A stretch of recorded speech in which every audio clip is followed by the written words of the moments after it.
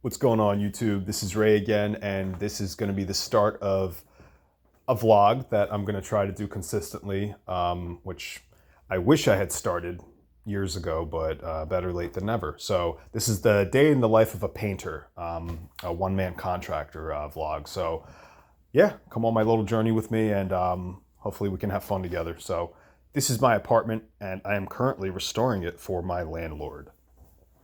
The walls were in a really sorry state, and I told her, hey, look, I need content. Let me do this for you. And she's totally cool with it.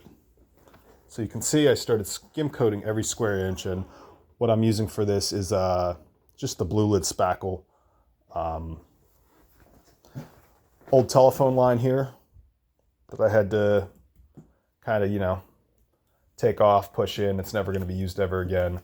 So I'm going to fill this with 20-minute spackle. And the reasoning for that, rather than the blue lid stuff, which is the bucket, and that's over here. I thought it was over here. Where'd it go? Ah, it's over here. That stuff. I do not want to use that stuff in here. What I want to use in here first is the stuff that you mix, the 20-minute, 45-minute, what have you, whatnot. That stuff hardens like a rock. Once you fill the bulk of that in there, with your fiberglass tape and all that good stuff, you take it down, you make everything flush, then you can use that stuff. That's like a glazing, almost like a glazing putty. It's for more shallow applications, and it sands a little bit easier than the other stuff. So that is how I was taught.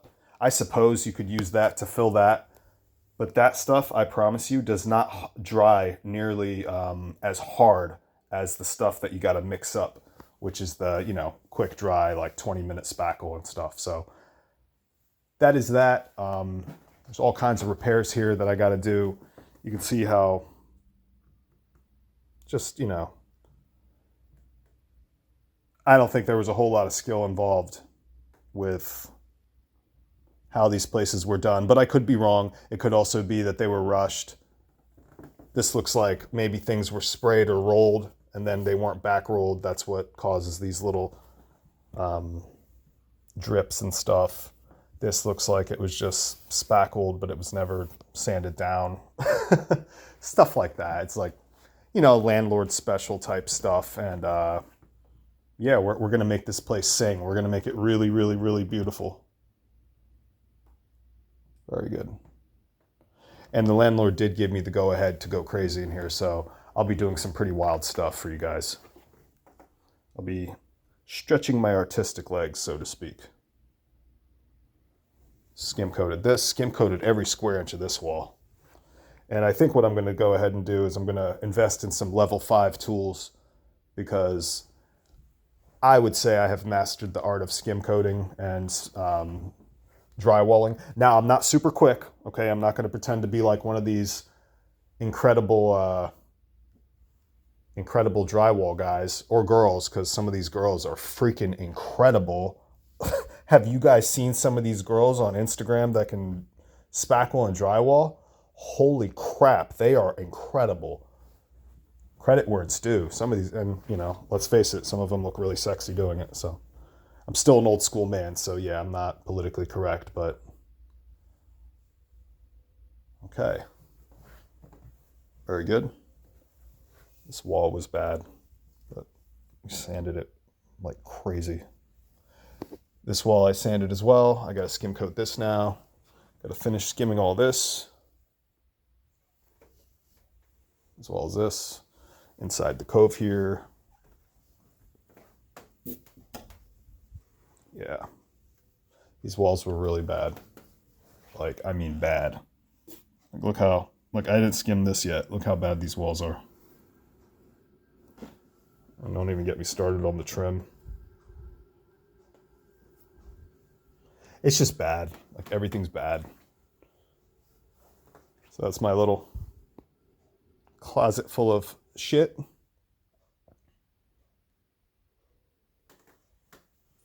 Okay, it's my bathroom. I did paint this once before, but it does build up moisture in here. It's my fault. I need to start opening the window when I take a shower, and I don't think that'll be an issue going forward. But I think the ceiling I was going to make a semi-gloss white, and these walls I was going to make a, what do you call it? I was going to make these like a dark blue, dark flat blue. And the cabinets, maybe I was going to do like, you know, polyurethane them with the high gloss. I'm not going to go too nuts, but I do have other projects where I'm going to blow your guys' minds, I promise you. That is me. How you doing, guys? All right. Okay. That is my little beast. If you know, you know. Sanded all the walls. Okay. Very good. Now, this won't just be a painting channel. It'll be a life channel too, okay? I'm going to take you through my day-to-day and show you how, you know, I set up for my day and everything. Some top secret stuff I can't show you guys. Okay, so this is my therapy corner. Now, I am a one-man operation, and I do perform at a high level. I do perform kind of like a professional athlete. That's how I treat my body. It used to be that I used to just like want to get big and buff and strong, you know, for the sake of looking good and all that. And I still want to look decent. I mean, who doesn't? But being functional, being limber, and being really, you know, still kind of staying ahead of age, it's really important to me personally. And I know a lot of contractors out there, they just run their bodies into the ground, bro. I don't understand it. Now, I've been a martial artist for over 30 years. I'm going to be 38 years old soon, and I've been doing martial arts since I was 8 years old. I got really serious about it about, I would say, 17 or 18 years ago, around 2007. I got really serious about martial arts, and I have been consistent, even though I don't go pretty hardcore all the time, because life happens.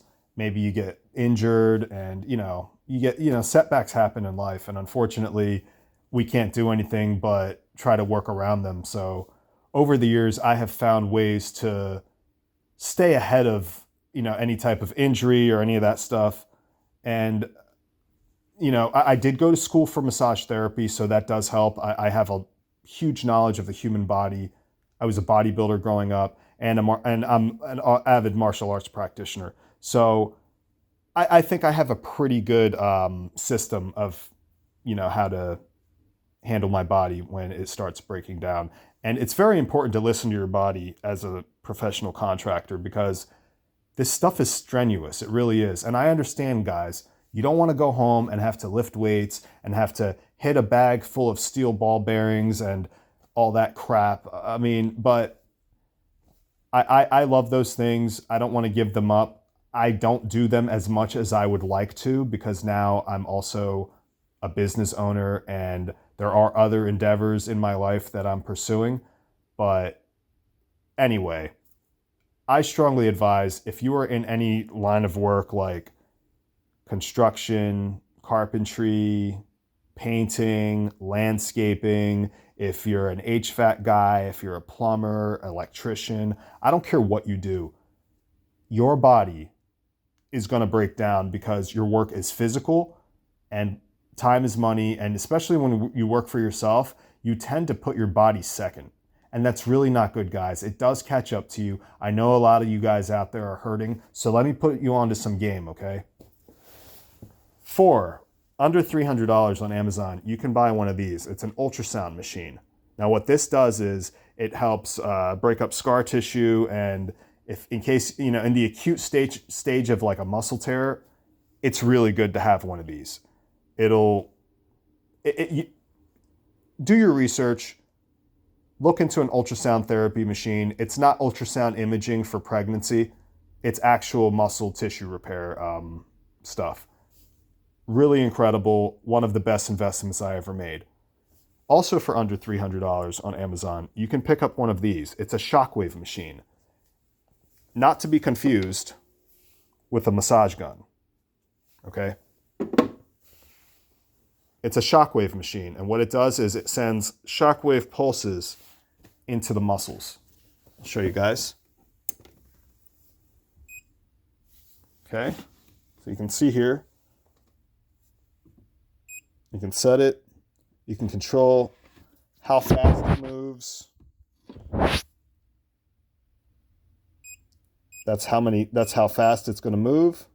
And once I hit play, that's the power. The 60 is the power. And that's what it does. And it sends shockwaves into the body.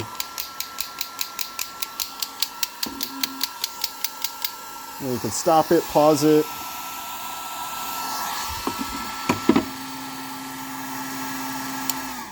So if you ever saw a movie with Javier Bardem and Josh Brolin called No Country for Old Men, that thing that he uses to kill people, I got to be careful what I say on YouTube, but that thing he uses to unalive people, it's the same concept as that, except it's not meant to take out livestock. So that coupled with that is an incredible combination. And then I also have this stuff that I've been using for martial arts training for years, is Dit Da Jiao. Okay. Dit Da Jiao is an incredible liniment, and it's meant to move inflammation and blood stagnation when you train your bones. So in Chinese martial arts, and I guess most Asian martial arts, they have bone conditioning. And as a result of that, you get all these little microfractures, and you need herbs and stuff to move the blood so that you don't actually start to damage your nerves and stuff. So this stuff you can buy or you can make it yourself. It's a lot cheaper to make it yourself, believe me. And to aid in that, oh, there's my Festool stuff. Now, that's my iron palm bag right there. It's filled with about 20 pounds of steel ball bearings. And I tie it around here to this wooden dummy. It's a Kung Fu dummy. And it's got like these arms that stick out of it. Just the wooden, where's my arms? Where are the wooden arms? They're around, oh, there they are. They're underneath the leg. That's the leg. But yeah, if you know, you know.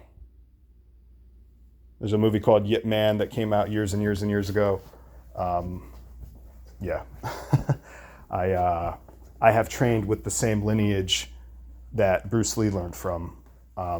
My teacher in Reading, Pennsylvania was trained by a guy named Sonny Whitmore, and Sonny Whitmore trained under Mo Yat, he trained under Duncan Lung, and he trained under William Chung. And Bruce Lee was taught by, I believe, Duncan Lung in Hong Kong. He was never really trained by Yip Man directly, so yeah, I have real Kung Fu. And go a little more into that. This is my little training area. All kinds of kettlebells and stuff.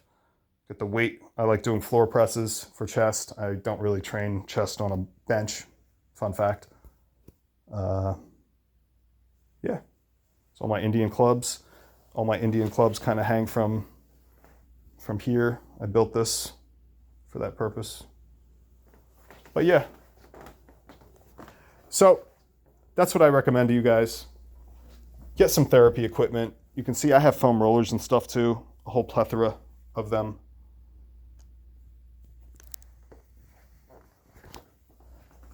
Definitely invest in really, really good stuff, guys. Really good therapy equipment. So what I'm going to do now is I'm going to go ahead and move on over to the job site, and I will get with you guys soon. I'll see you soon.